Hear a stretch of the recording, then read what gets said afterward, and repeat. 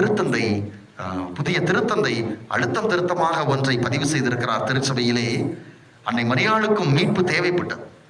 எனவே நாம் எக்காரணத்தை கொண்டும் அன்னை மரியாளை இணை மீட்பர் என்று சொல்லக்கூடாது என்று அறிவுறுத்தி இருக்கிறார். இதுவரை நாம் பல காலங்களிலே பல கட்டங்களிலே இதை சொல்லிக் கொண்டிருந்தோம். ஆண்டவர் இயேசு மீட்பர் என்றால் அன்னை மரியாள் இணை மீட்பர் என்று.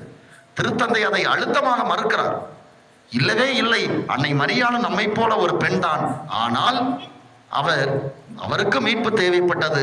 ஆனால் கடவுள் அவருக்கு சிறப்பான அருளால் அந்த மீட்பை கொடுத்து கடவுளின் தாயாக மாற்றி இருக்கிறார் என்று சுட்டி காட்டுகிறார்.